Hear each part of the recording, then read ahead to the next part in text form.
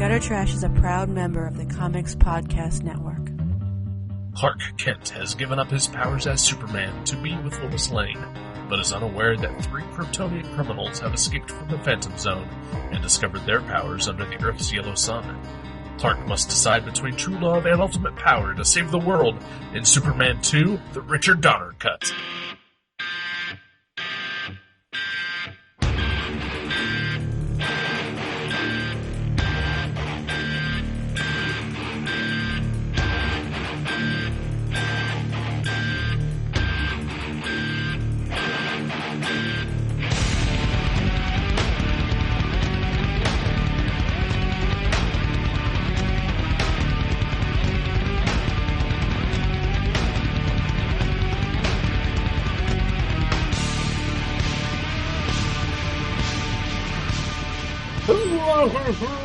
Welcome to Gutter Trash, episode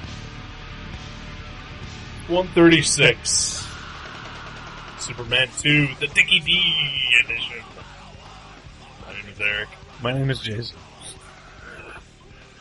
Dickie D. That sounds like some sort of, I don't know, horrible chicken fast food restaurant. Dickie D's deep fried chicken fingers. Yeah. I'd eat there.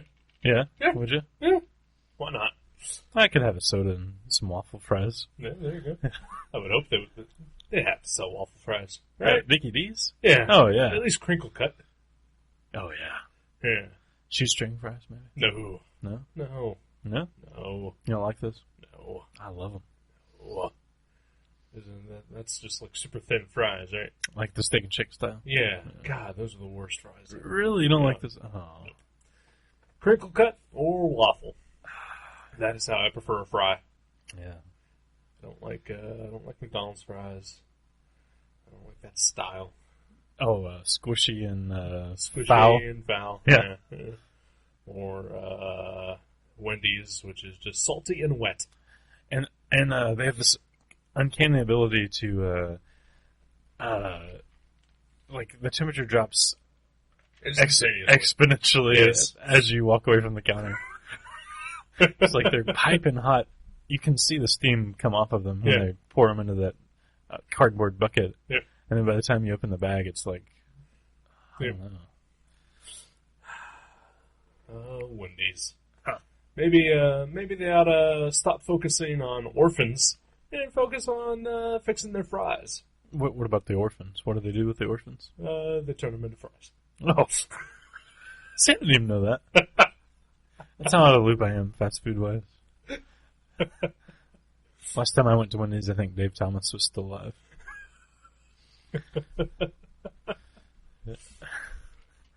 But, yeah, waffle fries are awesome. I love a good waffle fry, and I super love crinkle cut. Mm. Probably because unless you get them from the grocery store, you can't get them anywhere. Yeah, they're kind of a rarity. Yeah. In fact, I would say 30% of the reason that I stopped going bowling with you guys when we had bowling nights was because the bowling alley switched from crinkle cut to regular fries. Right. See, I associate crinkle cut with Microwave Magic, which is Right. what I survived on when I was an adolescent. That and episodes of Three's Company. Or high school, because all I ate every day in my last 2 years of high school was cheese fries for lunch. Right. That was the entirety of my nutrition for high school. And they were crinkle cut. Yeah. Cheese fries. I think my different schools had crinkle cut. Mm-hmm. I most associate them with White Castle, which apparently doesn't exist anymore. There's a White Castle that's buying one of my mom's absolute favorite restaurants, Huh? and it's been there for like 30 years. It's called Tip of the Town in Tip City. It's this like really good fish restaurant, Okay. and they're going out of business, and White Castle's buying it. Huh.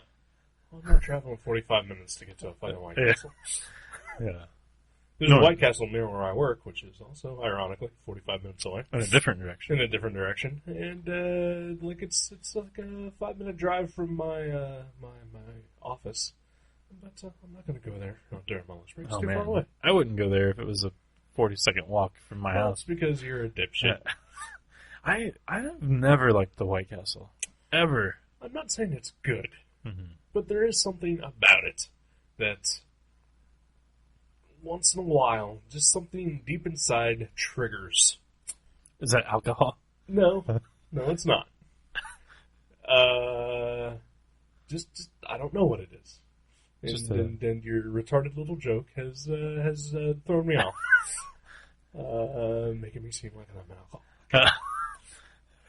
Well, no, it's the only time I ever really craved White Castles. Like if I was like a little tipsy and it was late at night, and onion chips and tiny burgers. Some sort of inert craving. Mm-hmm.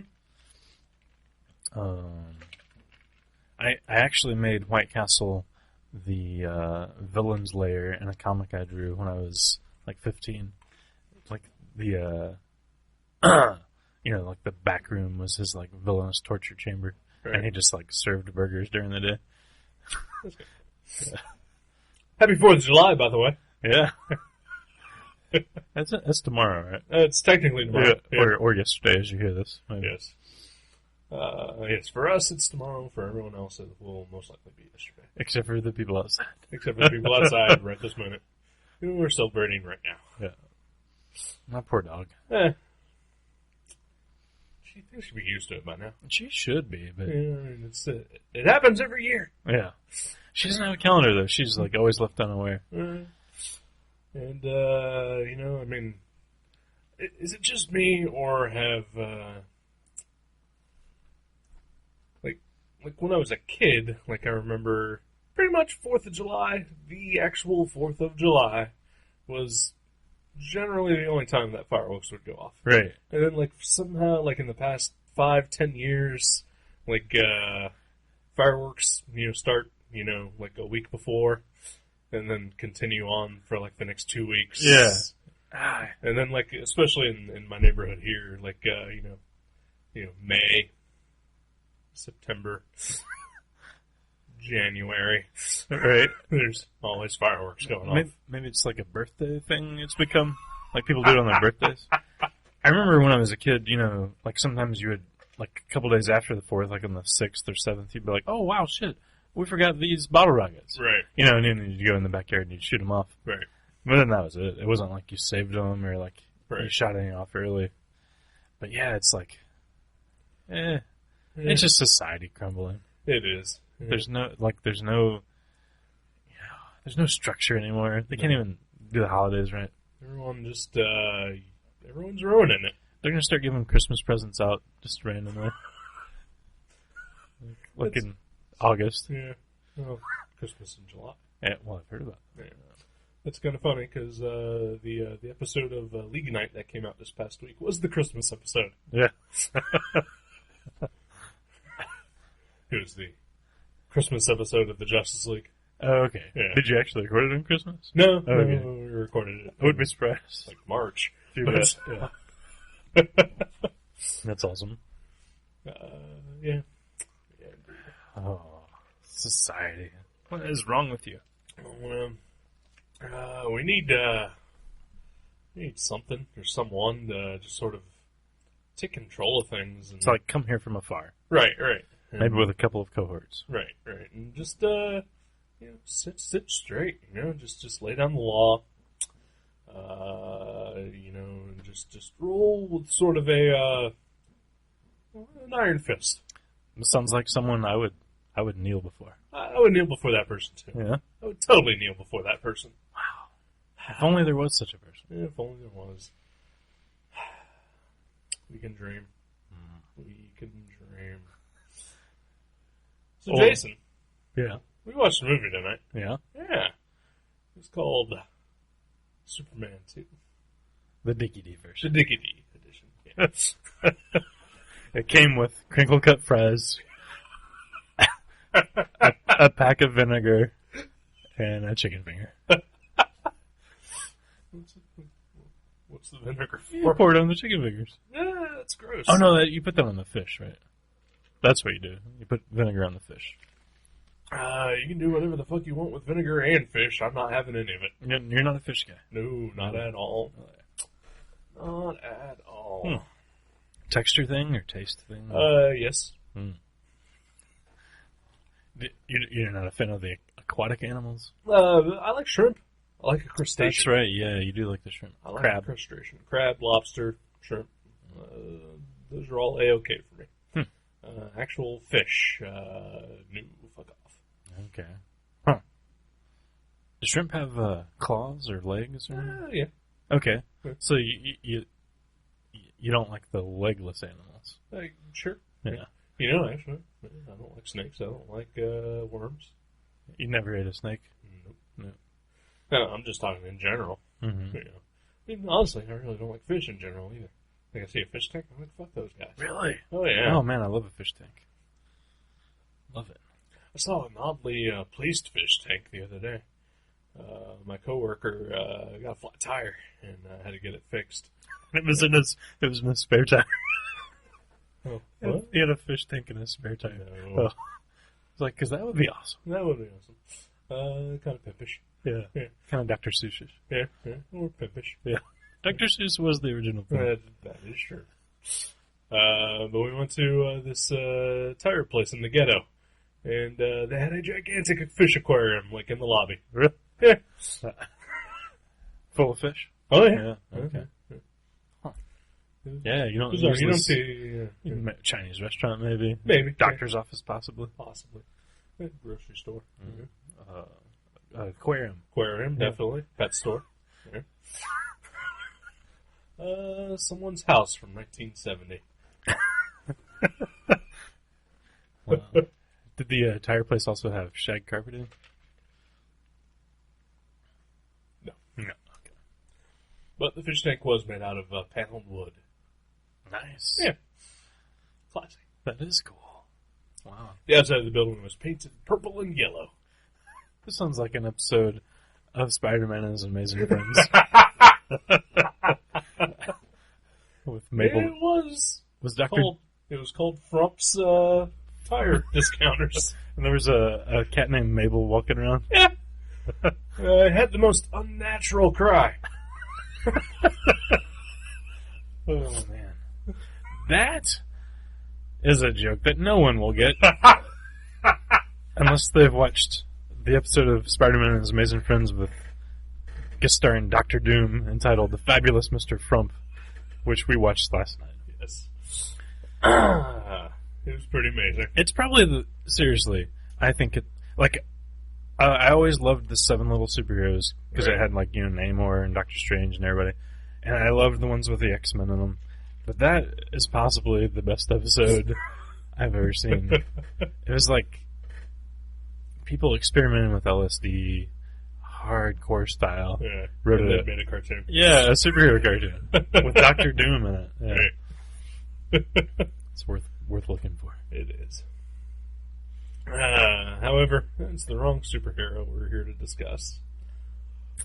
We are here to discuss that other guy. The Supersman. Supersman. So, yeah, I don't know how to start this. Well, we watched the Dickie D version. Yeah, The the Richard Donner cut, yeah. so that, you know, now you have a base of reference, and now we will continue to call it the Dickie D edition. And I had never seen that version. I had never seen it either. And I think I've seen the regular version maybe I'd say maybe a half a dozen times in my life. Yeah. Never more than, you know, twice in a decade. Right. I honestly can't remember what is different. I can remember some things. Because I saw it, I'd say about 6 years ago? Mhm. 7 years ago, maybe? Pardon me.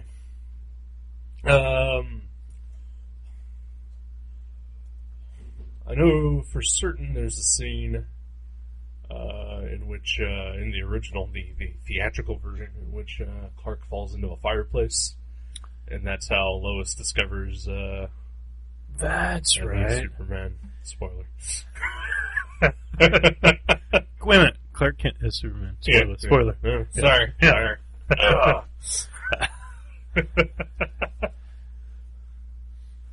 There's like a lot more comedy in the theatrical version. There's this one, some comedy, but not so much. So Lois doesn't pull a gun on him in the first one? Not that I The recall. original? Okay. Yeah. And Gene Hackman in the theatrical version, barely in it. Yeah? Yeah. Because he refused to work with the other director. Really? Yep. So he's a big Dickie D fan. Apparently so. Wow. Apparently so. Huh. And also not a lot of Marlon Brando either. Yeah, okay, I remember that they said they had to cut some of the Brando stuff out because it was a little slow. No, the reason they cut it out was because they couldn't afford him. Really? Yeah. Because, alright, history lesson for you, mostly. Because I know you're not as aware. Right. I'm sure probably most of our listeners are. Yeah. But, just in case, they filmed Superman 1 and 2 at the same time. Okay. Richard Donner was the original director. I guess by the time Superman 1 was edited and done, they didn't like the fact that he went over budget and was taking his time making it, and was also being a little too serious with it. And they wanted more campy comedy in it. Adam West style. Adam West style, Yeah. And Richard Donner refused to, so they fired him and replaced him with a director, Richard Lester. In order to be given sole credit for directing it, he had to refilm a whole bunch of stuff, because I think you have to have at least over 55% of a movie shot by one person to give that person sole credit. Really? Okay. So he reshot a lot of things, and Gene Hackman refused to work with him. So I don't know if you recall a lot, but there's a lot of scenes where his back is turned to the camera. Okay, that wasn't him? That was not him. Wow. Wow. You mean not in this version? Not in this version. But the other version. In the other version. Okay. Yeah. Because I watched the other version, I'd say like 6 months ago maybe. Right. And I can't remember very well. Yeah, he's not in the movie that much. Wow. There's like whatever scenes Richard Donner shot that were still left in the theatrical version. Those are like the only scenes that Gene Hackman appears. That's crazy. Wow, good for Gene Hackman. Yeah. Yeah, I guess he got kind of hacked off whenever they fired Richard. Oh. He's like, I'm a Dickie D man, not a Dickie L man.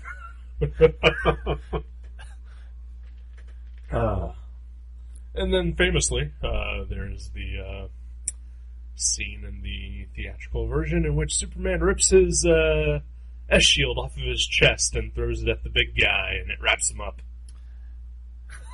Oh, wow, yeah. That sounds familiar, too. Yeah, that's not in this. Yeah. Wow. That's bizarre. Okay. I noticed a fair amount of changes. Okay. Yeah, I didn't really... It's been so long since I've seen that. I didn't really... well, it's been like 10 times as long since you've seen it. It's like... It's a pretty flimsy excuse. Yeah. Well, you used to smoke a lot. I used to... Yeah, I don't know if I've ever mentioned that on here. I did used to smoke a lot of weed. What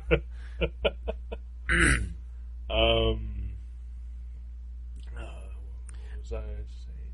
Well, we were talking about Gene Hackman a lot. Yeah. It almost seemed like he was sort of from the Adam West Batman show a lot of times in this. I thought he could have been a little less campy. Yeah.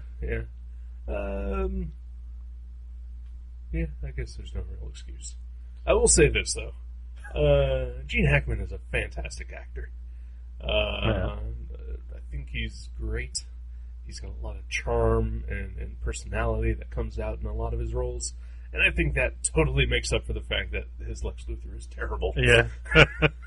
I mean, I get, like, this seems like a kid's movie that adults can enjoy. Like, Right. that's what I would... Well, that's what Superman should be. Yeah. But at the same time, like, part of... Like, Superman being the character that he is, the all-powerful, like, hard to defeat and hard to, like, make interest in because of his, imperviousness. Right. It seems like Lex Luthor should be really, really intelligent Right. and not And not just say he is. Yeah. Yeah, not just bumbling. And He's not really bumbling, no. Well, he kind of was like, "This is north," and she was like, "No, it's the other direction." And, I mean, like that sort of thing. And like he should be really smart to compensate for not being really strong, you know. Like, Right. And like I think they could do that in a version for any age group. Right. But having said that, I still think it works and it's really fun. Oh, yeah. I think the core of the first two Superman movies, the core of all the Superman movies anyway, until Superman Returns was fun. Mm-hmm. Yeah. Yeah, and 3 and 4 are just awful. I've never seen 4. They're just bad. But at the same time, you know, it's like, hey, we're doing movies, you know. Yeah. It's a good time. Yeah. Christopher Reeve is amazing. Christopher Reeve is great. Oh man, what a tragic loss, you know, like what happened to him and everything like that. But also the fact that that he really got typecast and you know, just nobody saw past him being Superman. Yeah, did he do other stuff? He did other stuff, but not as you know. I mean, he was always going to be remembered as Superman, no matter what. So yeah, but he was really good at it. Mm-hmm. But it's sort of like the guy that played Han Solo. I mean, he's known as Han Solo. He never really did anything else, and if he tried, which he may have done something that I just don't know about, but everyone, when they saw that, would be like, oh, it's Han Solo trying to be somebody else. So that's why those kind of guys never really get other work. Did you ever see the movie? Oh man, what the fuck was it called?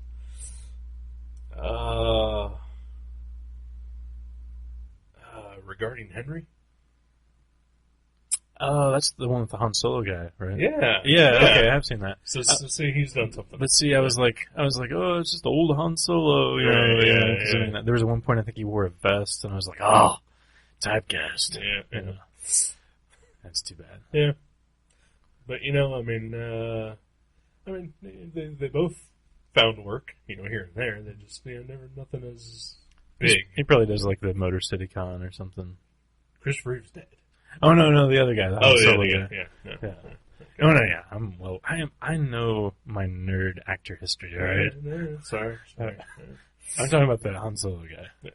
Yeah, he's probably doing like some local cons, like in the Holiday Inn somewhere.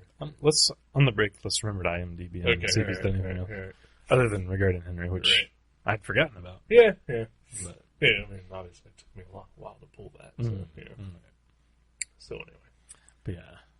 But yeah, Christopher Reeve, awesome actor. And I think my favorite scenes in this movie, any scene with Zod and his crew in it, is awesome. Yeah. Well, Terrence Stamp is great. Yeah. I love that guy. I've seen this movie, or the theatrical version of this, quite a few times. Mm-hmm. But, you know, I've only seen Terrence Stamp in like maybe 3 or 4 other things. And, you know, but like I never really liked him or like took recognition of who that guy was until I saw The Limey. Oh, I haven't seen that. Oh wow, it's Steven Soderbergh. Oh really? Okay, it's him.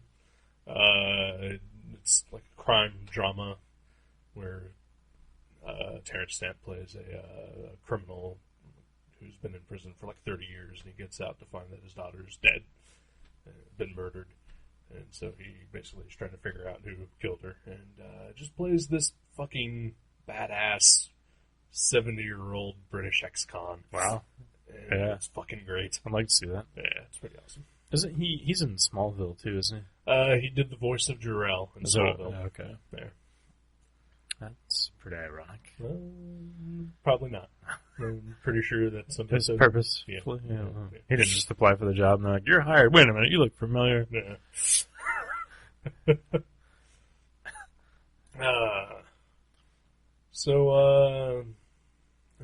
don't know. So you've seen the movie a lot. I'd say a half dozen times, probably. Yeah. You can't really remember what's different, but still like it? Oh, yeah. Okay. Yeah. Oh, yeah. Yeah, I mean, the only problem I ever had with this movie, and, like, I believe it to be true with every version, I just can't remember very well, is, like, some of the Jor-El stuff makes me want to go to sleep. Yeah. But I think this is a perfect movie to put on, like, on a Sunday afternoon. Right. You're just lounging around, and who cares if Marlon Brando starts talking and you fall asleep? You know? Because it's just like this warm, happy campfire kind of marshmallow nap.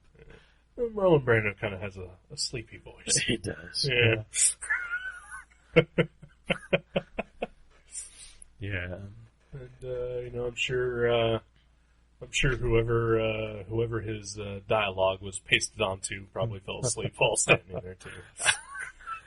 Yeah, what was the deal with that? Where he's dead, right? But like, there's a scene where Kal-El is clearly talking back and forth with him. Yeah, I don't know. I do not know. Yeah, that didn't make any sense. No, it doesn't. He was like, "I died already." Yeah. And he's like, "Yeah, I know, Pop." And he's like, "Shut up, I'm talking to you." And I'm like, "Wait a minute, what?" It's comics. Yeah, that's true. I mean, like, I get that there's a suspension of disbelief in a movie about, an alien who shoots lasers out of his eyes. Yeah. But at the same time, when you're dealing with a character so fantastical, it really helps when it's grounded in reality. Yeah.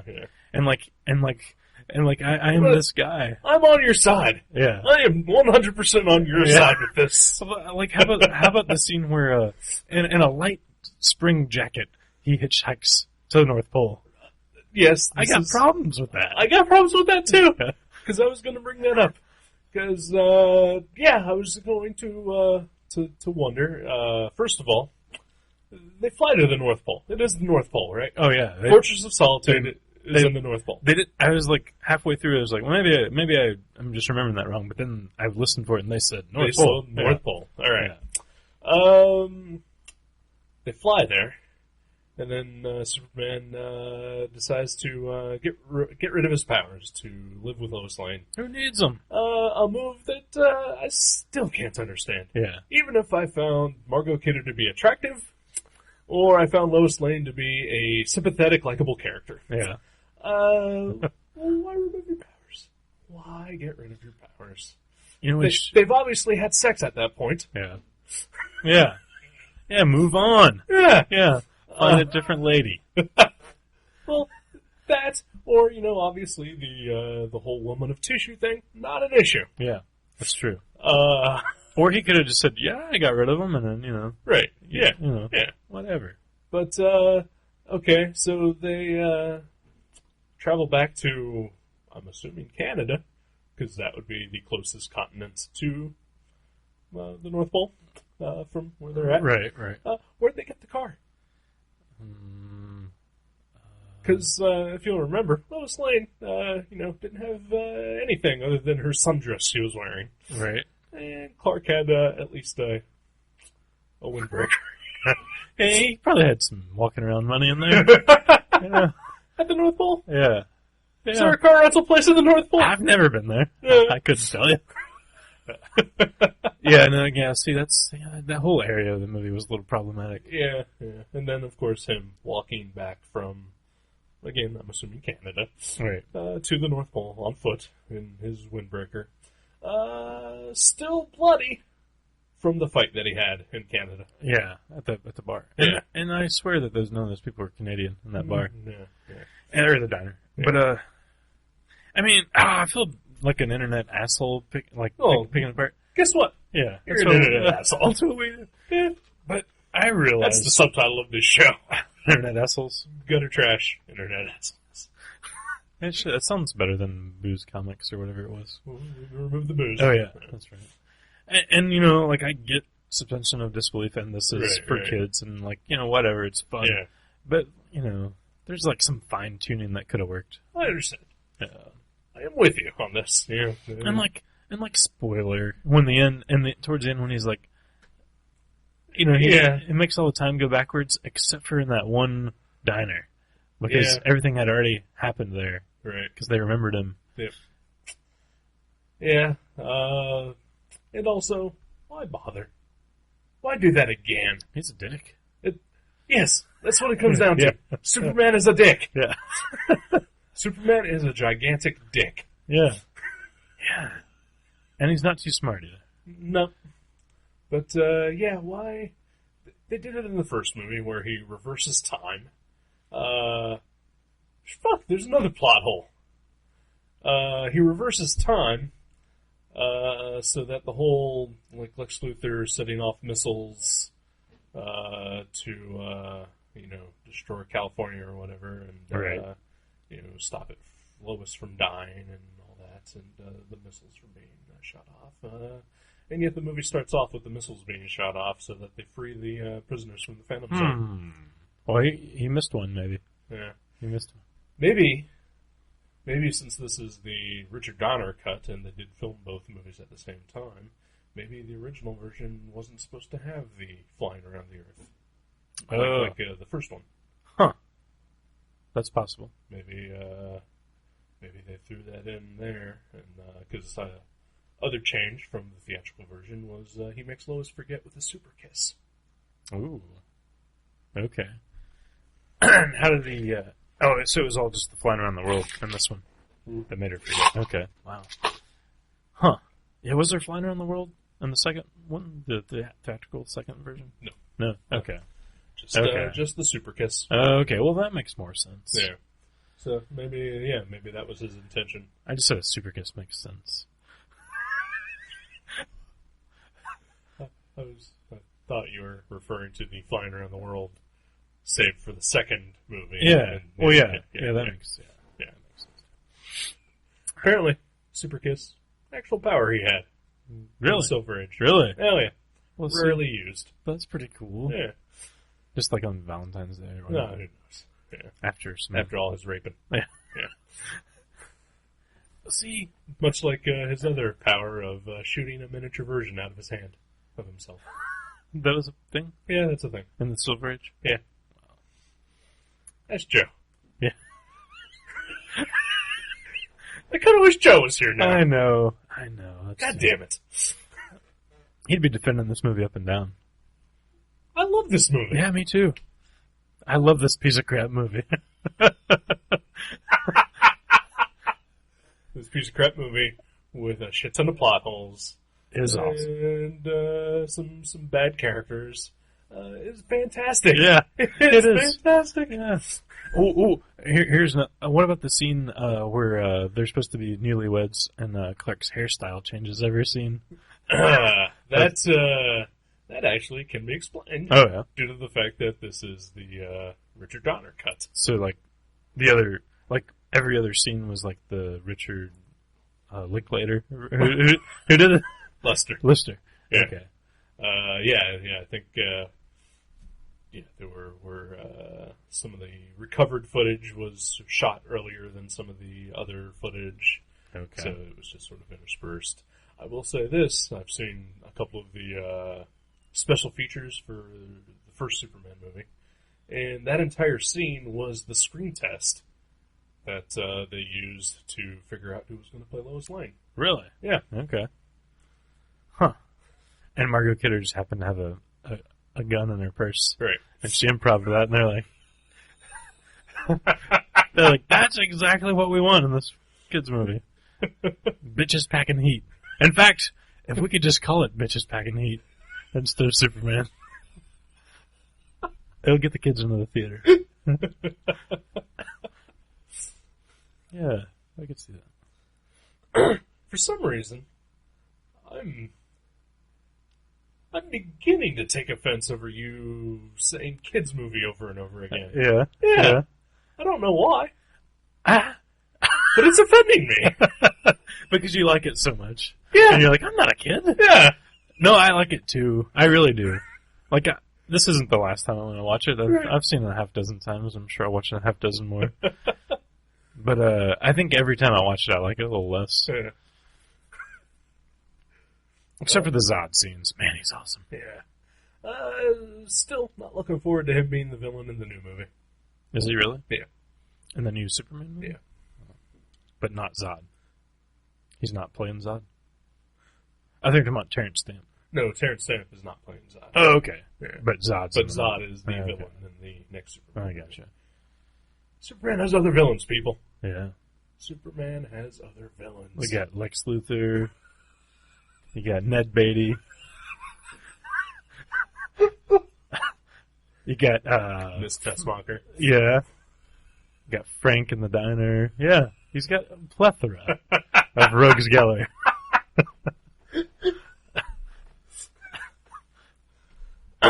Let's go back to Frank in the diner. Ain't Minerva. Oh, okay. Minerva. Ain't Minerva. Oh, that's Shazam. that was just future reference. Listen closely, folks. Sometime in the future. Yeah. August 17th, to be exact, is when you want to look for that. Oh, wow. Anyway, that reference that I'm not going to explain any further, but I'm going to keep talking about it. Frank in the diner. Clark gets his powers removed, has a confrontation with a redneck at a diner that may or may not be in Canada near the North Pole. Yeah. Where everyone talks like they're from Jersey. Right. Clark gets his ass handed to him. He kind of likes it a little. He's definitely surprised at the blood. Yeah. Clark Kent, 6'2", 6'4", muscular, farm boy. You think he might be able to take more than 2 punches? From a aging trucker. Right. Yeah. And also, don't you think that Batman would have trained him to fight? Just in case, you know? It seems like something Batman, a contingency Bruce Wayne would have thought of. With that, to not train Superman? No, to train him. Oh, okay, yeah. So, what the fuck? Clark should be able to take care of himself. He's no Batman in this film. He's no Batman in this film. Of course he does. He's in the Justice League. He's never mentioned Batman or the Justice League. Well, of course not. He's got to protect his secret identity. Okay. Huh. Well, yeah. See? Well, yeah, no, I thought that too. I'm like, okay, he's just pretended to be a nerd all this time. Right. Surely he could have at least hold his own. I mean, I've seen Smallville. Mm-hmm. Clark Kent can handle himself once in a while. Right. Yeah. Poorly, and without the Superman suit. Oh, no, he had it. I saw the last episode. Oh, yeah. No, that was the cartoon you were watching. Oh, yeah. But they just superimposed a real guy's head on it. I think there's more airtime of Gonzo wearing a Superman shirt on television than there is during 10 Years of Smallville of Superman wearing Superman's costume. And you're probably right. No, you are right. Yeah. You are right. Yeah, I think there was at least 3 minutes of Gonzo wearing a Superman shirt in the Muppets. What were we talking about? Bar fights. Bar fights. Yeah. Speaking of bars, Cliff Clavin shows up. Yeah, he does. Who was he? Oh, he was somebody from Houston. Planet Houston. Planet Houston. That was pretty funny stuff. Yeah, and it never gets old to me, the scene where the guy sees Zod walk on water, and then he looks at his coffee cup and he tosses his coffee cup. Yeah. You'd love that. I love that. Yeah. You've drawn that in numerous comics. Yeah. Before. Yeah. You reference that a lot. It's a classic. It's a good bit. Excuse me. There's some really good intentional moments of comedy in this. Like the kid at Niagara Falls. He's kind of funny. Yeah. Watching this, I got kind of, especially in the scene where Zod and company show up in the middle of Iowa and just destroy a town. Yeah. I got a real Thor vibe. Oh yeah. The movie. Yeah. I can see that. I think they got a little inspiration from the yeah. Superman movie. It's kind of like a big wide open street with yeah, just destruction going on. Yeah. I can just, see that. In general, just super heroics and father issues. And, Oh yeah, yeah. Huh. Yeah, I can see that. Yeah. I think Thor was a little bit better than this one. If only just Thor wasn't just for kids. Well, That's probably why. Yeah. God damn it. Got you to agree with me. You're like, oh yeah, that makes sense. Fuck! Thor, yeah, that was a good movie as well. But I almost think, Christopher Reeve, he's amazing as doing the duality in this movie. Mm-hmm. Like, it's almost like, like you were marveling recently over Frank Quitely's renderings of both. I think he really pulled it off physically. Like, he almost is like physical comedy in the beginning where he can't hang his coat up and he's knocking shit over, and then like he's the moment Lois lets off a couple rounds at him, he turns into the calm, collected Superman, and he's like transitionally, it's and like, just the most subtle shift of posture. Yeah. I mean, it's amazing. Like even in the beginning when Lois begins to suspect that Clark is Superman, she mentions how tall he is, and he's got broad shoulders, and as soon as he says that, he just shrinks. Yeah. Like, physically shrinks on camera. It's amazing. But I think that was CG. But but he's still good. You will believe a man can shrink. I think that was one of the other taglines after Bitches and Heat. Bitches and Heat, you will believe a man can shrink. Not Bitches and Heat, Bitches Packing Heat. I was thinking of that canine porn I watched the other day.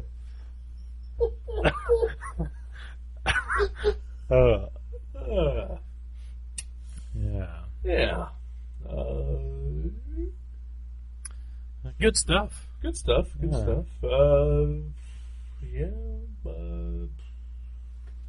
don't like Margot Kidder. Never have. No, I've never seen anything else with her in it. No, just Superman. That's all I've ever seen her in. Just don't like her. Don't think she's attractive. Don't think she's a good actress. Wasn't she in another movie with that guy from Regarding Henry? Like a cowboy movie or something? Cowboys and Aliens? I don't think that was it. Like an older one, around the same time as Superman. That's the guy, he was also Han Solo. Right. I was thinking... Because I think I've seen that there's a movie coming out called Cowboys and Aliens, and I think I've seen Han Solo. I think I've seen him in that. Oh, really? He's still working then? He's still working, yeah. Okay. I mean, just in these low-budget... Bit parts. Like B movies. Can't be sci-fi, right? Yeah. Okay. Maybe that's what I'm thinking. Maybe. Was he riding a horse? Uh-huh. Margot Kidder horse face. That's what I was thinking. There you go. There you go. That's probably it. Anyway, but I will say that Margot Kidder or not, woman in an oversized Superman shirt, kind of sexy. Yeah. Especially when she's eavesdropping on him talking to his dad. Yeah. It's creepy. Yeah, well, but that's true. Yeah. Superman, any sort of superhero pajamas on a lady is an odd turn on, I guess. Yeah, it's true. Yeah, it's pretty true. Like sometimes even when you wear your Aquaman night shirt, we're drawing late at night. I get a little chub, and you're not even a lady. Nope. You just know how to wear it. I just pull it off. Yeah. I love it when you pull it off. Crumple it up like hey, that's a nice Aquaman jammies. You know, it would look even better crumpled up next to my bed on the floor. Damn it, crumpled up on the floor next to my bed.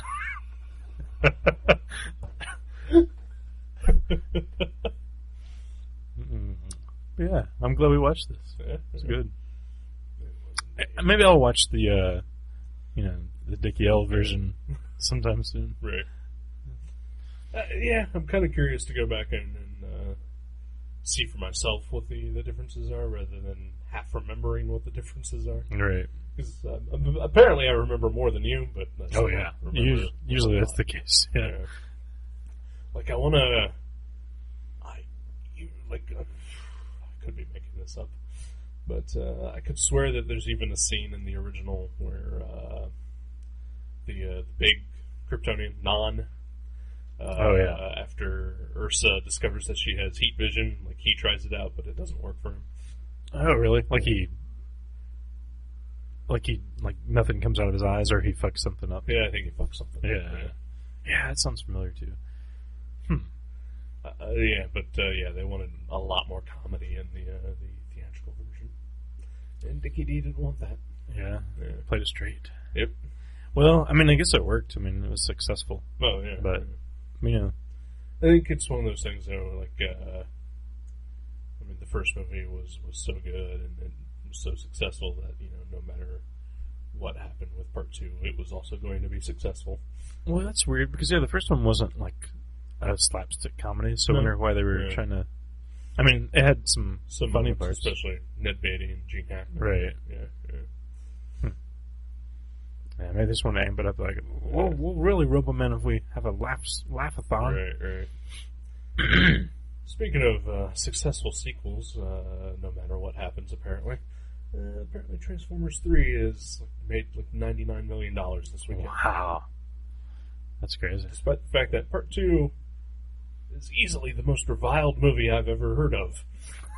Like, I've never read or heard of a positive thing about that movie. Yeah, I think there's really good word of mouth on the third one because what I've heard is like they simplified the plot so much that it's paper thin, just enough to like get you from one explosion scene to the next explosion scene, which I think works for the Transformers. Just kind of simple and affects like extravaganza. So the first one was complex. Well, the second one had a lot going on. Like it was a little confusing, and like there was even scenes, and this is ridiculous. There were scenes from the second movie that were never explained unless you had read the comics that came out as prequels. Huh. And you're like, what the fuck? Why are they here? Like, I have no idea what's going on. Like, why are they on the moon? And like it was all explained in the comics, but they never even like give you any hints in the second film. Fantastic. Yeah, it's pretty dumb. Michael Bay is amazing. So yeah, they dumbed it down a little, or at least plot-wise. And then I've also heard that the 3D effects make it a lot easier to see what's going on. Because like the robot fights before, like it's just if there's two robots on the screen, I'm like, well, I don't know what's going on. Yeah, I saw the first one, and like you can't tell what the fuck's going on when two robots are fighting each other. Right. It all looks like one. It's like a Tom and Jerry fight where there's like a big circle. Yeah, it really is. Just smoke and moving parts. Right. Yeah. But apparently it's rendered a lot more, vividly in the 3D where you can tell who's who and what's what. So I guess it's got good word of mouth. Yeah. Still not gonna see it. I might rent it. Never gonna see it. Never saw the second one. Not gonna see this one. Fuck Michael Bay. Who's directing the next Superman movie? Hey. No, it's not. I did kind of want to talk about Superman Returns a little bit because that was sort of a direct sequel to the first two original Superman movies, pretty much ignoring 3 and 4.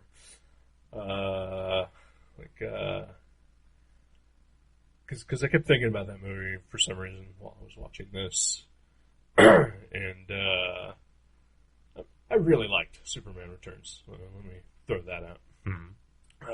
But it has problems, and I think a lot of it comes down to Kevin Spacey playing Gene Hackman playing Lex Luthor. Yeah. It's really off-putting. I liked him a lot, but I think it would have been better if he would have forgotten about the Gene Hackman stuff. Yeah. I think that's the main problem with Superman Returns is that it was too reverential to the original movies. And I think after 30 years, I think he got pretty much, free reign to go ahead and forge your own identity. Yeah. Not make it a direct sequel. Yeah, they could they could sort of, I don't know, go in a different direction. Yeah. And also, technology is advanced. Let's see Superman hit some shit. Yeah. Yeah. Like giant robots and whatnot. Like giant robots and other supervillains. Yeah. So hopefully there'll be some more action. Yeah, it'd be cool to see him like just fucking destroy stuff with his fists. Yeah. That'd be great. Because like you see the Hulk do it, but it's like a video game. Right. It'd be cool to see a man, an just actual like person, fucking destroy. Yeah. Hopefully, although I don't know. We'll see what happens, I guess, with the new one. Who's playing Superman? Some guy. Well, that's good, at least. Yeah. And, yeah, no Lex Luthor in this one, just Zod. And I think it's going to be another origin story, which is something that Superman needs. Didn't he, I can't even remember where he came from or whatever. He was bit by a, He was bit by a radioactive super. That's it. Yeah. He got a super kiss. Right. Yeah. Yeah. No. I don't know. Well, yeah, I mean, that's too bad. I could see, like, if they, when they make a Captain America movie, sure, Yeah. give the kids a little background, but yeah, I think everybody knows. Yeah. Everybody knows. Everyone knows Superman at this point. Yeah. And let's put it this way. Grant Morrison, All-Star Superman, 4 panels. No dialogue. No dialogue. Yeah. Superman's origin. Yeah. Explained away. Let's have the movie equivalent of that. That would be awesome. Yeah. But apparently they've cast Russell Crowe as Jor-El, so it probably ain't going to be no 4-panel equivalent. Oh, that's too bad.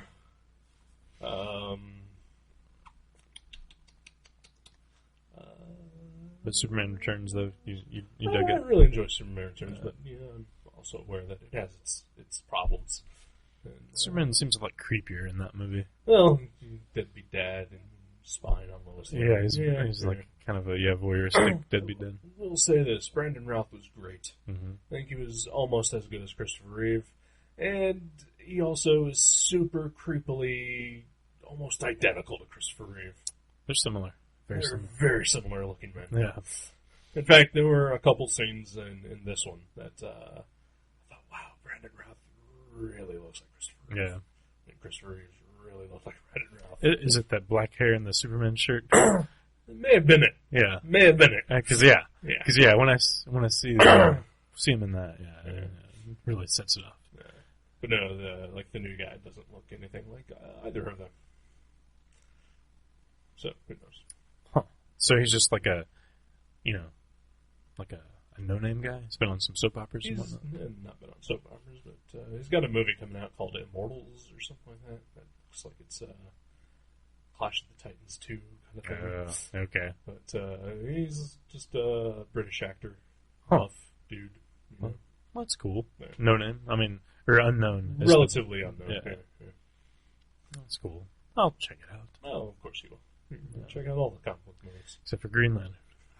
You're going to check that out, too. Yeah. On DVD. Yeah. That's fair. Yeah. All right, let's take a break. That's cool. Look up that Star Wars guy. Look up that Star Wars guy. What was the character's name again? Oh, fuck. Oh, it's Han Solo. Han Solo. Yeah. Okay. I can just, because, you can't. You can just Google Star Wars or something. Okay. Just find Han Solo's character name. Right. That should take me to his real name, right? It's probably in the top 10 credits, I'd say. Okay. Yeah. All right, then. Let's go do that. And we'll be back. Right. Yeah, unless you got any more Superman talk. I like Superman. I don't mean to sound like this movie is not for people over the age of 10. It's just better if you are. Yeah. That's what I would say. I'm gonna say it's for all ages. No. Because I'm 32 and I fucking love it. Fuck you. All right.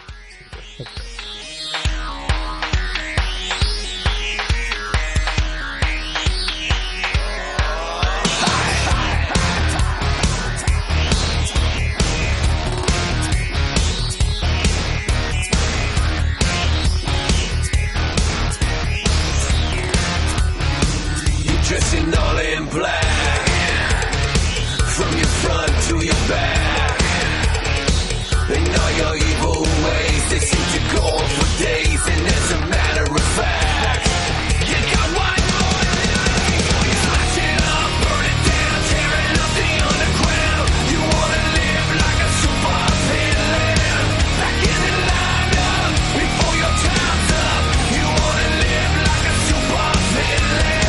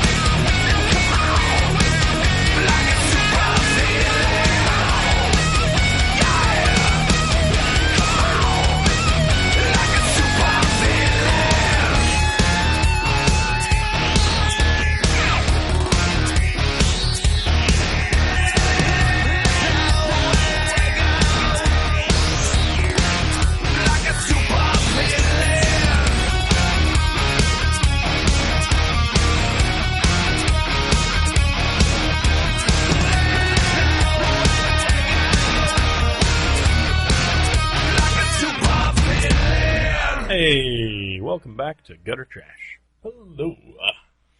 Aloha. Aloha, sir. So, touching back on the Supers, man. So obviously, there's the new Superman movie coming out, I think 2012, something like that. And DC is rebooting their entire line of comic books.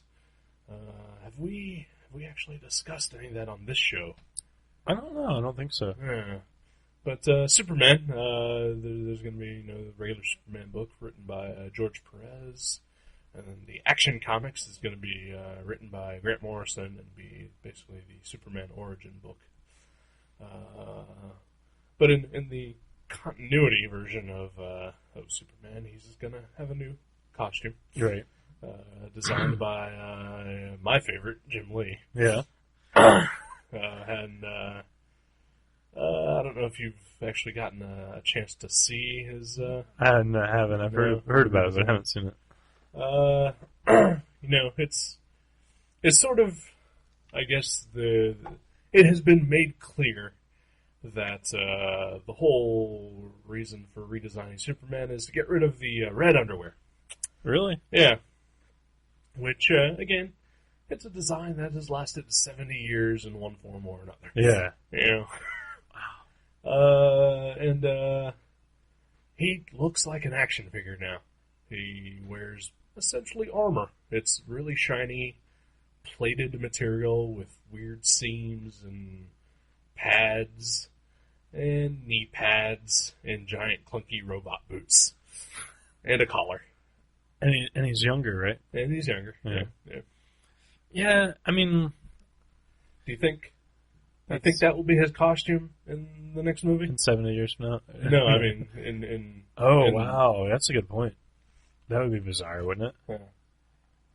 Yeah, I don't... How could they... My thinking is that he will lose the knee pad costume within the first 6 months of the comic. I think so too.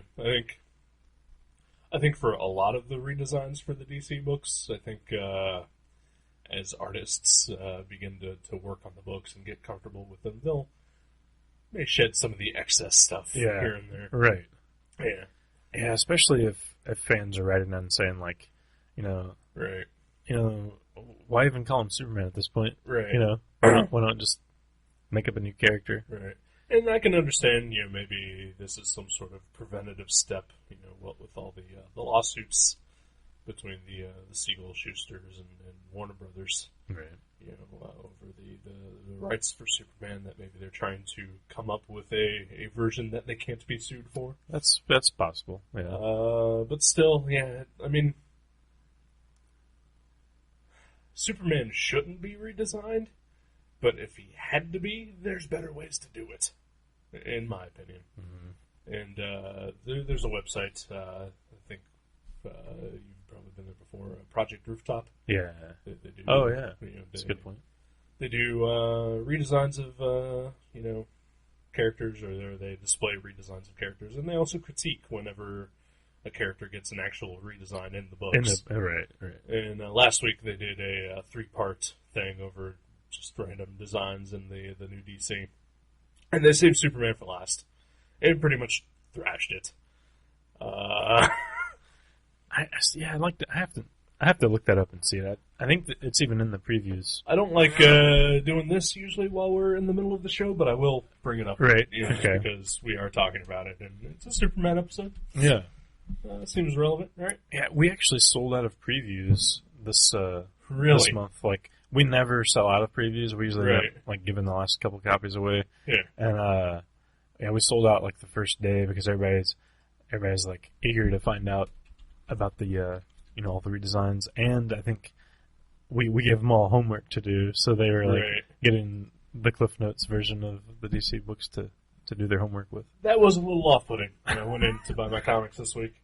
The sheet of every new DC book coming out in September. Yeah, we put a flyer in everyone's file that had a list of all 52 titles plus the creative team that are doing them, and we're trying to get people to circle which books they want so we know, how many to order. Because some of them we might order like 5 copies or 15 copies or 40 copies. It's like we're not, we just want to figure out who wants what. Oh, he's pulling up the image right now. It's kind of smallish, but I think you can get a decent look there. Okay. Well, yeah, has he got knee pads on? I don't see any knee pads. Yeah, there are knee pads there. Okay. They're less pronounced in this one. Let me find. Because that doesn't look too bad. I mean, he's just got blue undies on, or just blue pants instead of... Well, he's got a seam where the underwear would be. Maybe they're slowly transitioning us away from his underwear. Let me... But still, like all the characters, just have unnecessary seams and platelets and... Right. Well, it's kind of like the ultimate versions of a lot of characters. Yeah. Like, I get that they were trying to make Cap look more like a wartime hero, right? Like his costume, but I would say that even that, is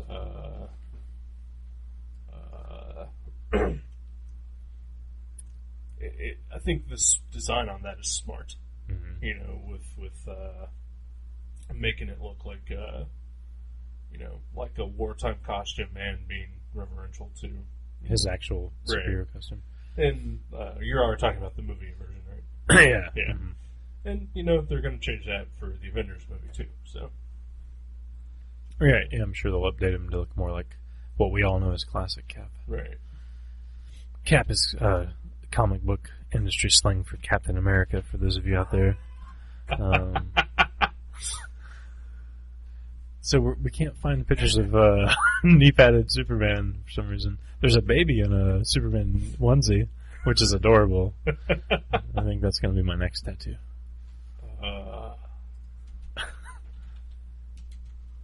Oh yeah, tangent. I'm getting another tattoo. What? Hopefully within a week. Why? I'm getting a cover-up of my ex-girlfriend's name. Alright. That's my last tattoo ever. Okay.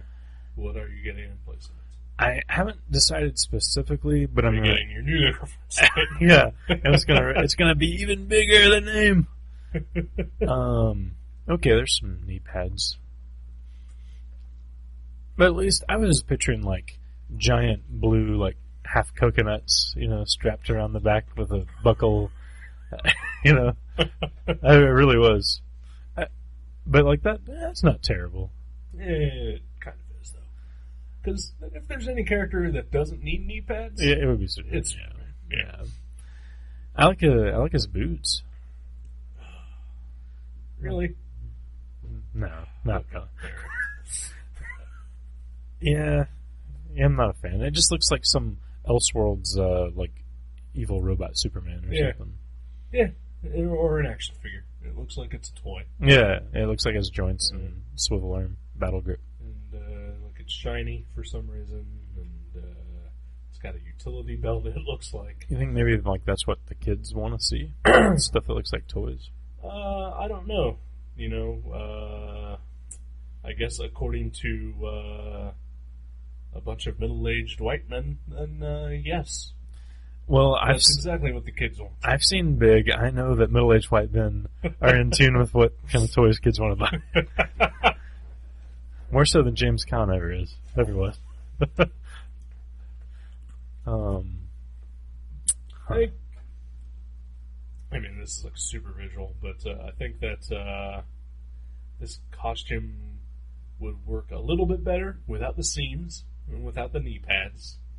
And without whatever the fuck that is on his thigh or calf. Yeah, it looks like some sort of armor plating or something. And I could almost forgive the boots. But the belt needs yellow. Yeah. To match his chest. The chest. Because, I mean, they haven't shown a picture behind, like if the cape still has that yellow S or anything. But, usually, if you have a color on a character in a costume or uniform, it's a good idea to replicate that color somewhere else. Yellow undies. They give them yellow undies. There we go. Yeah. Everybody's happy. Everyone is, because they're all bitching about the red undies. Yeah, no red undies. Yeah. Nobody's bitching about the yellow undies. Yeah. I mean, you'll get your stray internet heckler who's like, "It looks like he pissed himself,"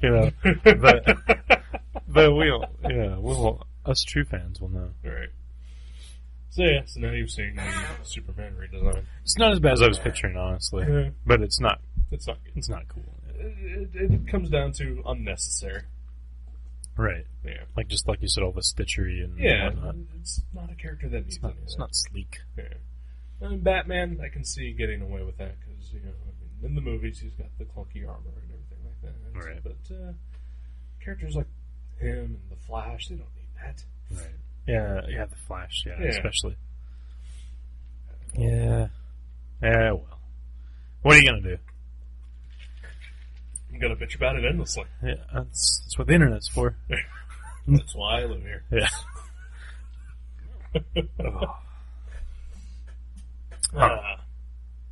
So. Yeah. Oh, you're gonna get a tattoo. I'm gonna get a tattoo. I'm gonna cover up. I dated a girl for 7 years. Yeah. 5 years into the relationship, for Valentine's Day, I tattooed her name on my leg. Right. No, I mean, I didn't personally do it. What? I had a Yeah, fella. someone do it. Yeah, I know a guy. A professional. Yeah. And just a dude with a broken pen and a needle. Yeah, and napkins with peroxide. Right. Yeah. No, he was a pro. He's since retired. Yeah. But so I can't have him covered up, or I would. Right. But I'm gonna get a piece of Jack Kirby art. Really? Yeah, but I don't know exactly which one yet. I've got a couple in mind. One of them specifically is a villain called the Gasser, and because I was thinking, I was like, I want to get a piece of Jack Kirby art, and I was thinking, like, I love his Thor. I love the way he draws Thor. I love the way he draws Doctor Doom. I love the way he draws a Thing. But you know what? I really don't want every guy that comes in Mavericks starting up a 2-hour conversation about Thor with me. Right. So I'm like, I'm gonna get just some random weird villain. Right. Where at the most someone might be like, "Oh, that looks like Jack Kirby art. Yeah, that's cool." Yeah. Instead of like, but that's still going to start up a conversation you probably still don't want to have. Well, yeah, but it'd be better than going like, "Oh, what do you think of?" Because I'm not a huge Thor fan. Right. Like I've read, just like Jack Kirby Thor. Yeah. I'm sure I've read 50, maybe 100 Thor comics in my life. It's probably about 40 more than I have. Yeah. If it was 50. Yeah. Oh wow. Okay. Let's say I've read some of the. I've read all the Simonson ones. I've read a chunk of the Kirby ones and some random smatterings after that. But I've read 1 Simonson. I've read 0 Kirby. 1 J. Michael Straczynski. Wow. 1 Matt Fraction. And 8 Dan Jurgens. Man. Is that the John Romita Jr. one? The Jurgens? Yeah, those are good. So, but I'm leaning towards, he's a DC villain, actually. Mm-hmm. That I think was only ever in 1 comic ever, as far as I know. The Dingbats of Danger Street. And it was one of the first issue specials that DC did. Right. So I'm thinking about getting that, but haven't completely decided yet. You should get. Remember the Rick panel that I did last? The guy on the phone? Yeah. Get that guy. That'd be awesome. just some evil robot with a phone. Yeah. That would be awesome. And I can can have the phone cord that he has wrapped around his fingers. You can have that turned into the Amanda. Oh wow! Yeah, wow. No, I want to get it covered up. Well, it's gonna cover it. Oh, I but see. It's gonna incorporate it. Okay, but would it still like spell out Amanda? Would just be you look closely. Okay. You're mostly gonna be distracted by the giant evil robot. Oh yeah, okay. On the telephone. Well then, yeah. That makes sense. Was I allowed to say her name? Amanda? Yeah. Oh yeah. Okay. I think so. I mean, I know it's on your tattoo. Yeah. But most of the people listening can't see that tattoo. Oh, that's true. Yes. I always forget this isn't a visual. You've talked about her before, though. Probably. Yeah. Yeah, I think I told that story about her pooping. Yeah. Okay. Fire extinguisher poop. Look it up. Google it. I wish I knew what episode that was. I would add that tag to that. Tell us, Brian John Mitchell. I'm sure he knows. Yeah. But yeah, so that's what I'm leaning towards. But where are we going with that? I don't know. I don't know. Okay. I know you. Your lady friend just got a start on a new tattoo. She did. She's getting a Muppet sleeve. Yeah. She got her first Muppet yesterday. Yeah. The Swedish Chef. Pork, pork, pork. Yeah. And it looks amazing. It does look pretty cool. Yeah. I don't approve. Wow. Do not approve. Wow. It That looks, was It looks okay. wow. It's blowing me away. Wow. That's almost like when you see like the like the Wedding Singer where that old lady is singing Sugar Hill Gang. It just seems so wrong to see you approve anything about that. I didn't approve it. I did not approve it. Okay. But it looks okay. Yeah. That's awesome. I don't approve you getting a tattoo. But since you are covering up your ex-girlfriend's name, Yeah. it's alright. And it's my last one. Right. I'm done after this one. You getting that because she complained? No, we had talked about before. She has this tattoo on the arm. She's getting her Muppet sleeve. Uh-huh. That was something one of her ex designed that was like supposed to represent, like, I don't know, love or something to do with them specifically as a couple. So our anniversary presents to each other, we're gonna get our tattoos of our exes covered up. Yeah. So I'm pretty excited about this. So you're covering up your Marv. Yep. Yeah, it was a sex move that Amanda liked a lot called the Marv. We would find a black and white brick wall in an alley and cast a shadow over it. And then I did something else called That Yellow Bastard, which involved me pissing on her face.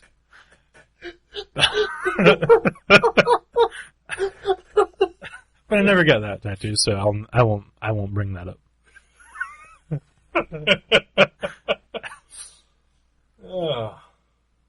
I wish that wasn't so funny because I had a thing that I could have said too about how you're covering up your Marv because you're over Frank Miller finally. Oh yeah. I'm moving on. Sorry, Frank. He's just too feminine for me. I like a more macho kind of guy. So I'm going after Craig Thompson. Yeah.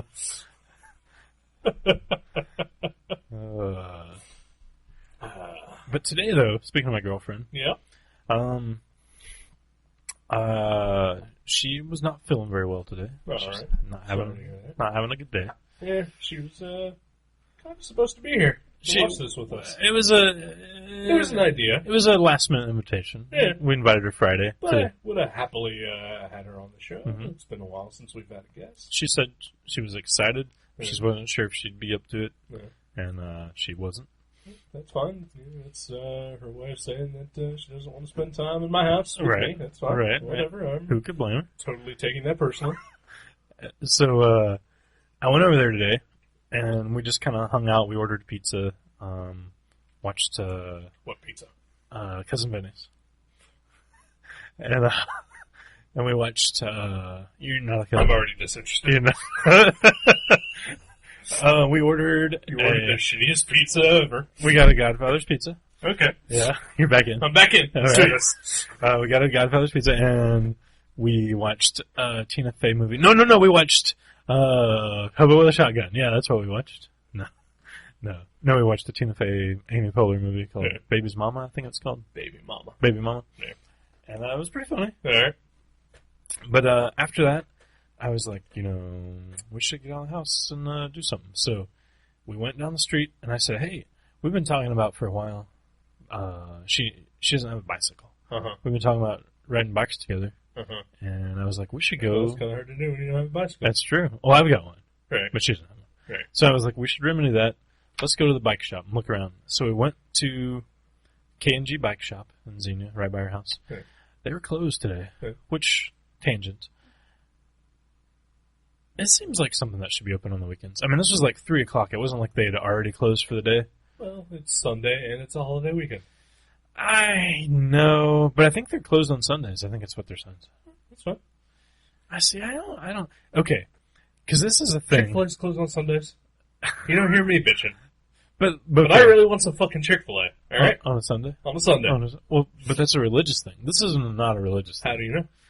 Because I know the people that work at the other K&G, The other K&G. and I think they're all closed in at the same hours. So there's one person that owns a K&G. Maybe that person is Super religious. Yeah, That's possible. because I'm gonna say 100% sure that nobody who works at Chick-fil-A is like uber Christian. I think the owner is uber Christian. The owner Yeah. of Chick-fil-A is, Right. but the dipshits at high school that work at a Chick-fil-A I got you. aren't. Right. Yeah. And they're just using that Sunday off to get fucking high Yeah. and be dipshits and work at Chick-fil-A. That's probably true. So K&G. But my thinking is, if you're going to run a business where you sell something that most people, probably only really get to use on the weekends. Like Chick-fil-A. Like a chicken nugget or a bicycle. because some people I'm sure ride their bikes to work, or like there's some guys like I have Tuesdays off or whatever. But like most people would probably be like, hey, it's the weekend. I need to go fix up my bike, or I need to get this, and let's go on a bike trip this weekend. And like they're closed on Sunday. But if you're going to go on a bike trip on the weekend, then guess what? You've already figured out what you're going to do, and you've taken care of it before the weekend. But what if it's a last minute thing? Well, then you're an idiot. Well, there's a lot of idiots out there. Yeah. Stop being one. Stop adding to the mess. Right. I don't know. I just think a bike shop should be open on Sunday. That's just me. I say you can make your own hours if you own your own business. No, that's true too. So, since it was closed, she was like, "Well, let's go look at Walmart because there's Walmart right down the road." Right. Went to Walmart.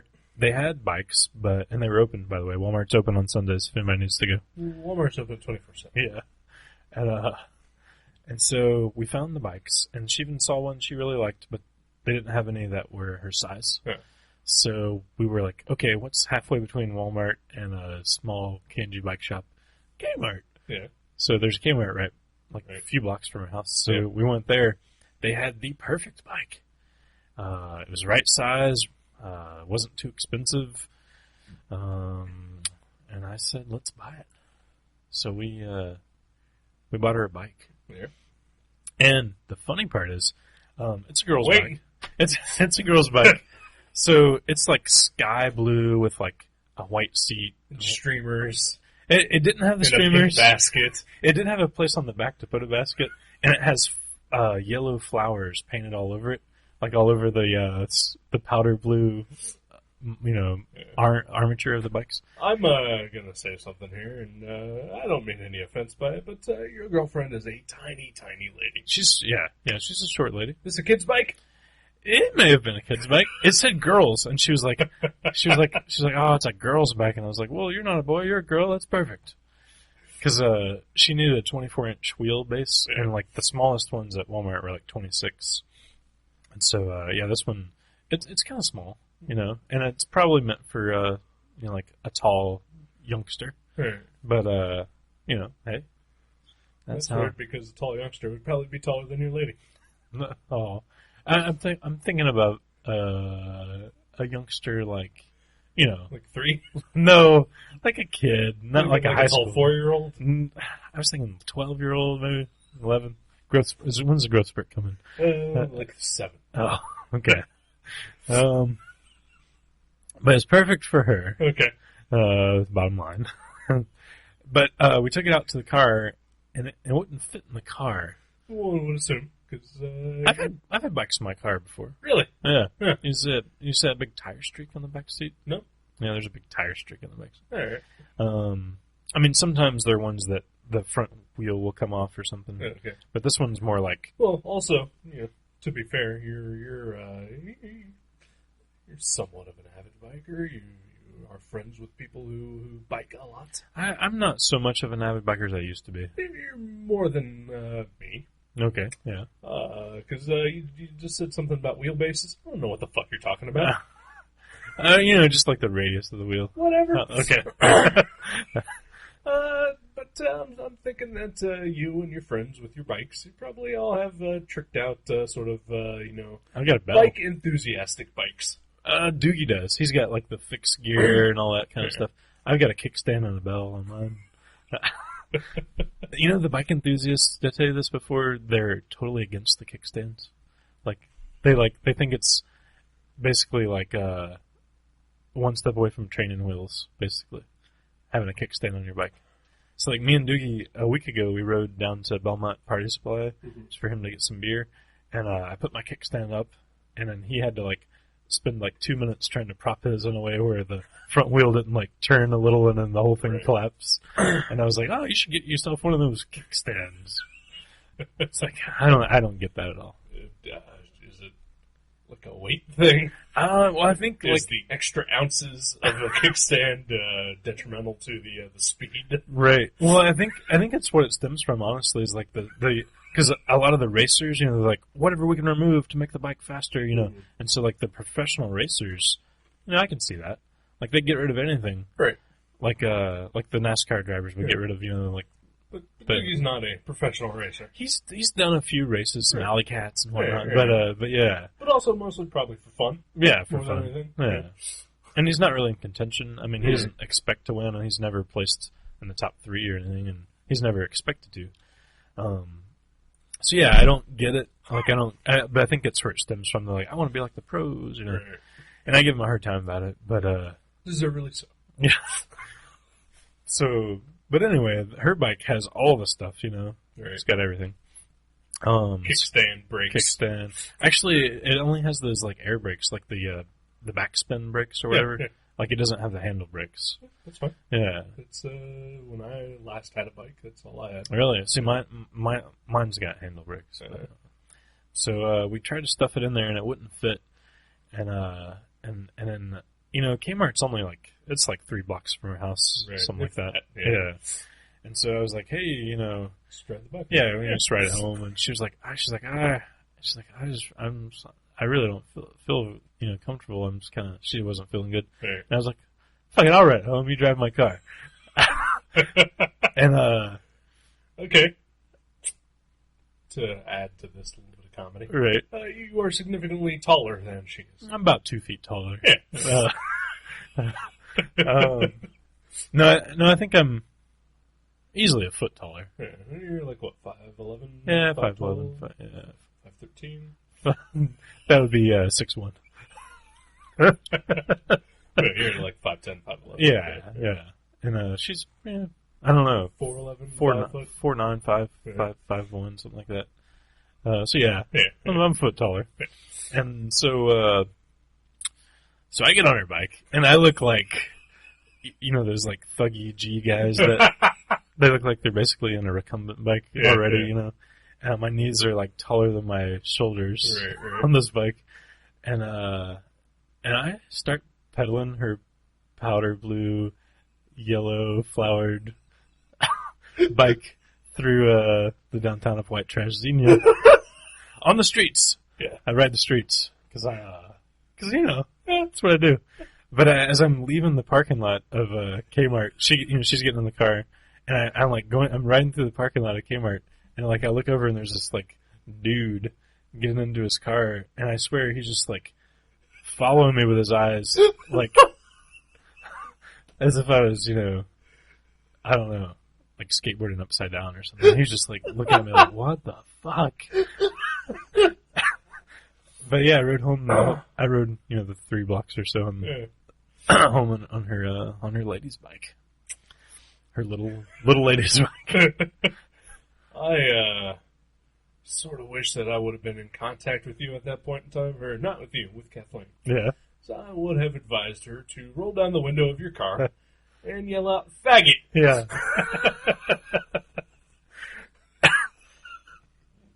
I've definitely had that yell at me while riding my bike before. And that's a big boy bike. Yeah, that's a big boy bike. Yeah, not a little girl's bike. It was pretty cool, actually. That's awesome.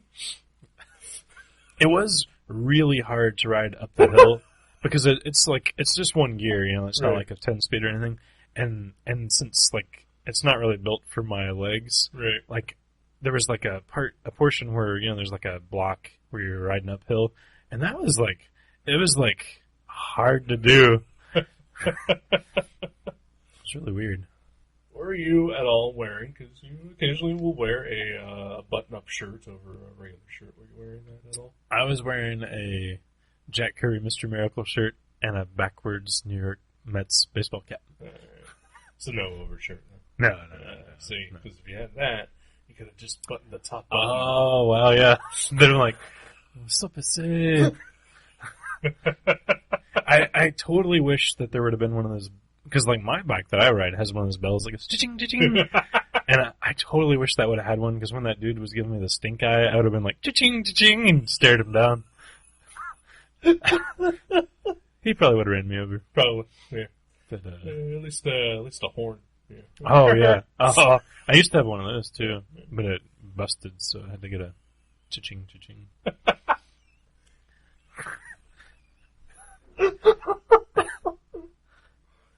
Oh, fantastic. Yeah. It's awesome. It's a good story. Yeah, sweet. I wish there was a photo visual, but you know. I think I got a clear picture Yeah, of my mind's eye. Yeah.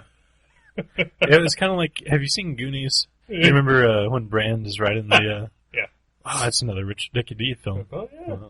Yeah. But yeah, it was similar to that, without the training wheels though. Right. I got no stories. Yeah. I have one other small story, All right. if you don't mind. No, not at all. It's a short one. You've heard me talk about Magic: The Gathering. Oh yeah. In particular, the Black Lotus. Nope. Oh, you don't know the Black Lotus? Nuh-uh. The Black Lotus. If I do, I have driven it out of my head.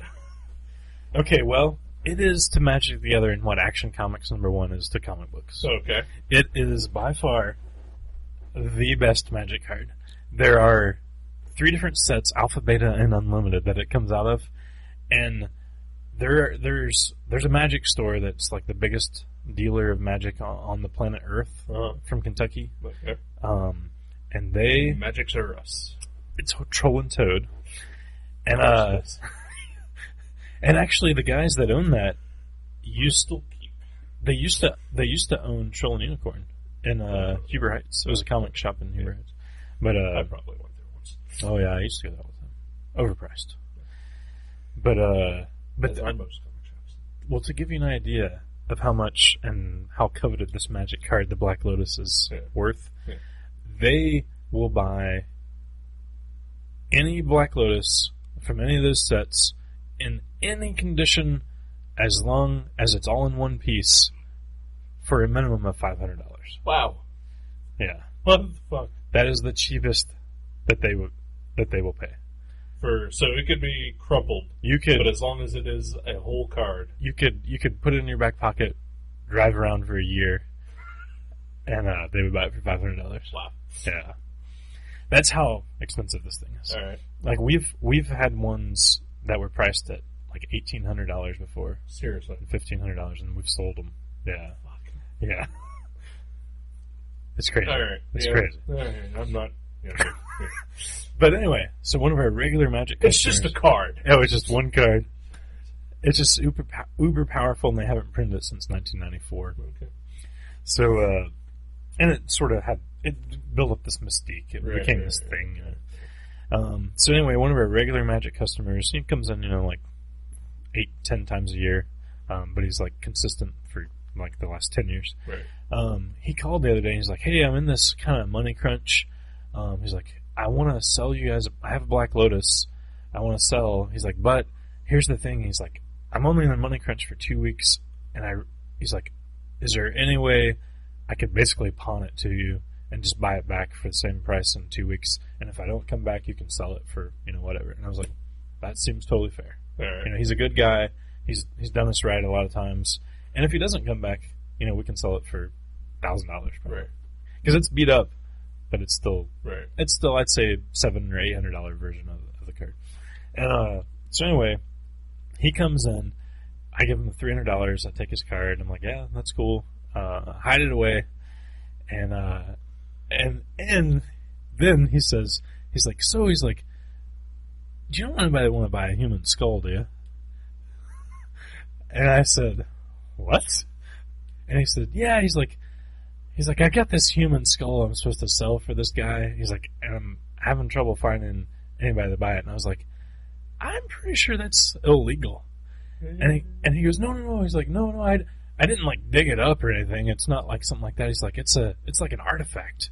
He said, and I was like, what do you mean? And he said that he's friends with some people that own the skull because their father or grandfather got it when he was some sort of like physician in a war, and I was like, I'm still not sure that that's legal.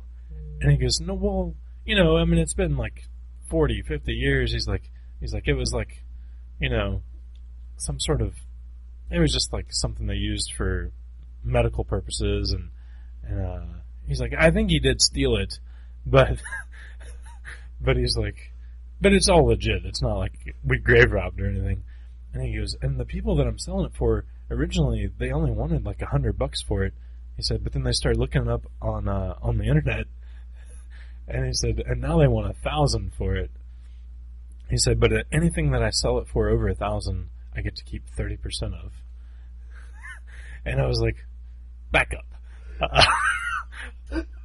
Where do you go on the internet to find a blue book for human skulls? Because that doesn't seem right. Like, I know you can't sell any human parts on eBay. No. Yeah. So eBay's out. Amazon? Probably not Amazon. No. Not even in the marketplace. No. Yeah, I know. And they have some odd stuff there.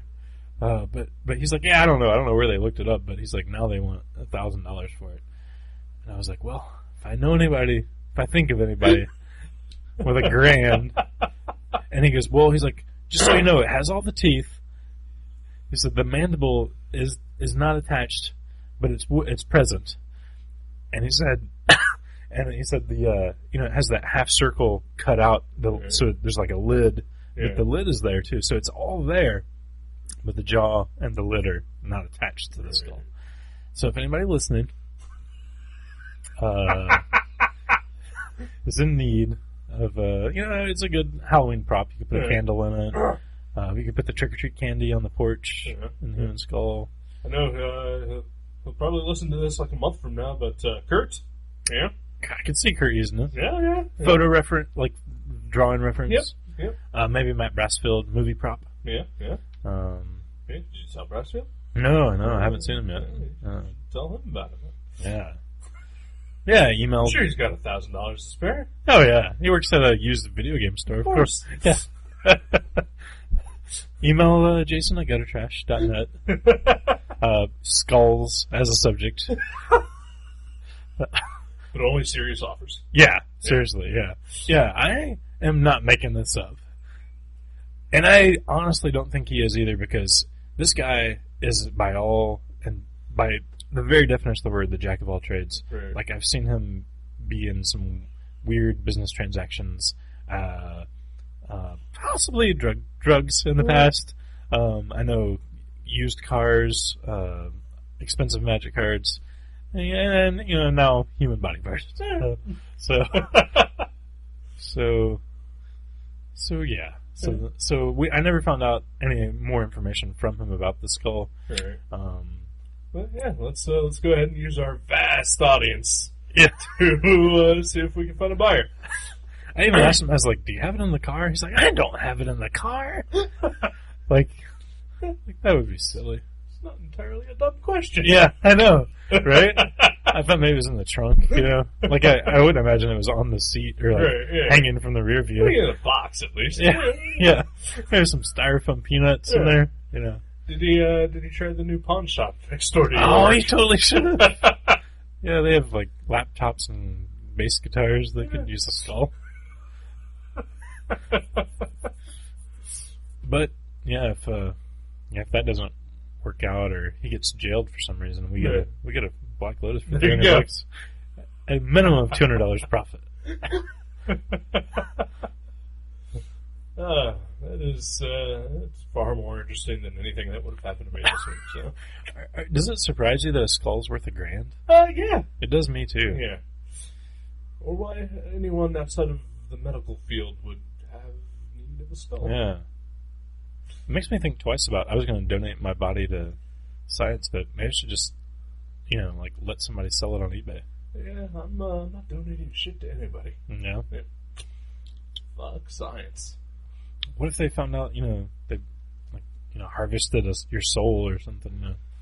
No, definitely no. I don't want science harvesting my soul. Oh, well, My soul's mine. Yeah. Little of it that there is. Okay. Yeah. Are you gonna go cremation? You gonna go burial? Oh, I'm going cremation. Yeah. Actually, I had this conversation with my coworker the other day. Was that because apparently caskets cost an insane amount of money, Yeah. and what the fuck's the point? Yeah. The person's dead. They don't care. Right. And I can understand maybe the family wanting, some closure. nice, but at the same time, they're the ones that are going to have to pay the outrageous amount of money. Right. And again, person's dead, they don't care. Yeah. Just go cheap, go cremation. If you, and I came up with this idea Oh. that, go cremation, but your family insists on having a viewing. Rent a coffin. Wow. That's a good idea. Yeah. Because, next person who's going to use it, they're not going to care that it's Right. used. Yeah. Yeah. So, okay, this is prior to the cremation. Yeah. This is when your body's still... Yeah. Your Okay. family wants a viewing. Right. So for one night, you rent a coffin Wow. for a couple $100, and after the viewing's over, you take the body out, That's a good idea. wipe it down, put the next stiff in, Spray a little Mr. Clean in there, yeah. some Febreze. Maybe hang one of those little pine tree vanilla things, yeah. Wow, that's a good idea. That is a good idea. Seriously, that could be your $1 million idea, and you're just sending it out to half a dozen people here. Well, luckily, I know our listener base. Yeah. They're lazy. Yeah. They're not going to jump on this. No. They've probably not even listened this far into the show. Right. And if they are, they're not paying attention. They're like folding their tiny little comics. Right, yeah. Or they're coloring stuff in Photoshop. I'm not going to name any names. All right. What I'm gonna do, Yeah. my plan, Okay. is to draw a mini comic about death and life and like what it means to me. You've already done that. It was Veggie Dice Side number 3. Well, no, this one's gonna be about literal, like the dying process, like the physical act of dying, or something, along the lines of, maybe further in the ideas that I put out there in number 3. And I'm gonna do the kiss thing. I'm going to put all my ashes into the ink and have that mini comic printed after I'm dead. Yeah. And all my ashes will be, throughout the print run. Right. It's going to be a pretty ashy comic, and probably the ink won't stay, I would imagine. I'll totally call it the Ash Can edition. I just thought of that. Didn't Mark Gruenwald do that? Yeah, I believe so. Yeah, with Squatchin Supreme. He had his ashes mixed into the ink for the trade paperback. That's crazy. Yeah. That's crazy. Kissed at their blood. Oh, that kissed at the blood. I thought they did Because their... they're not died. No, I'm pretty sure they're all dead. They are not dead. One of them's dead. Eric Carr? Or One of the Erics. Peter Chris? No, Peter Chris is just wishes he was dead. Oh. Because he's the kitty cat. Maybe, I think it was Eric Carr. Yeah. I think it was. Carr or Eric Singer. Can't remember which one.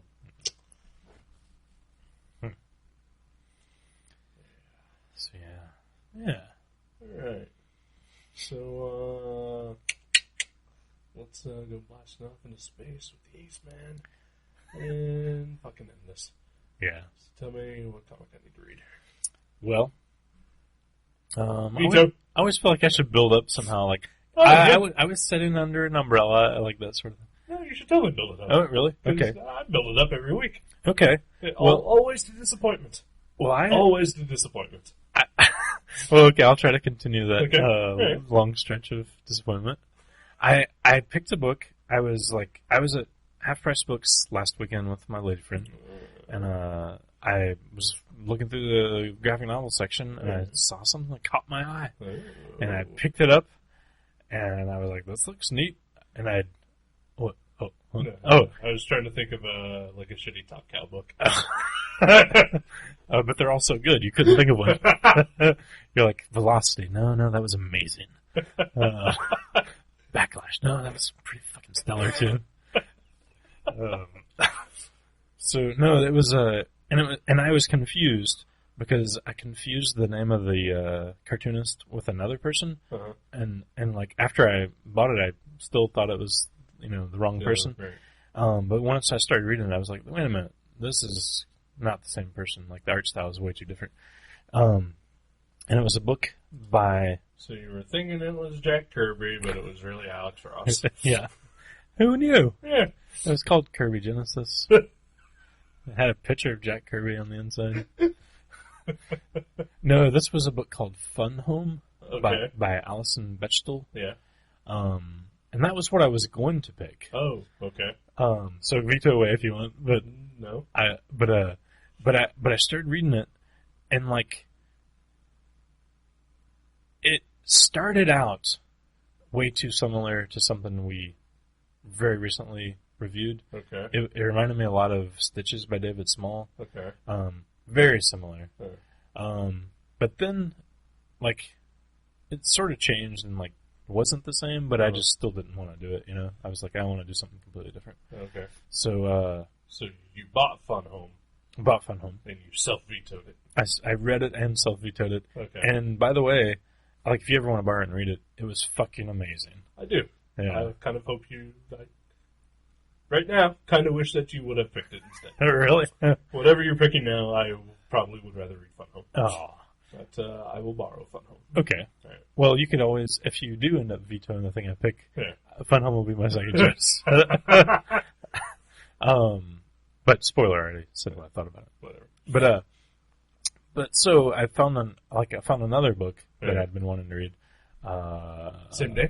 Well, no, I already own this one. Oh, okay. I already own this one, but I was like, I finished the Oh, Fun just Home. A pile book. It was in my pile. Yeah. And I was like, I'm going to pick this.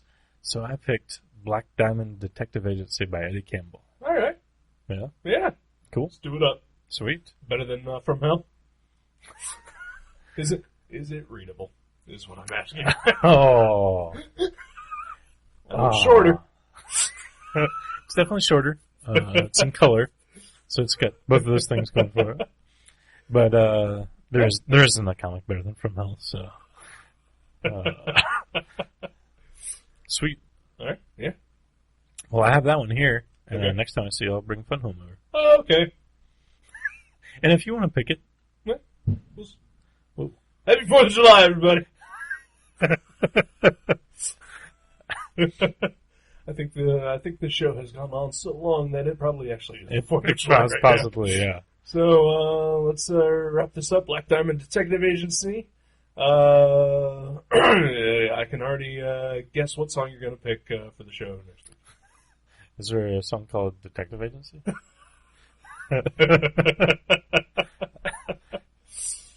Out on the streets for a living. Okay, let's get out of here.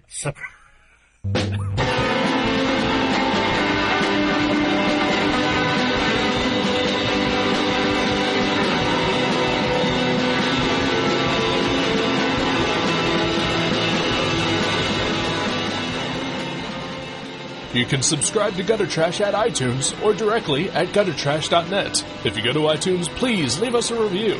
You can email us at eric@guttertrash.net or jason@guttertrash.net. For more info, you can find us on Facebook, or you can go to seanborn.net or buyerbeware.guttertrash.net. Listen to our sister podcast, League Night, at league.guttertrash.net. Thank you for listening. Until next time.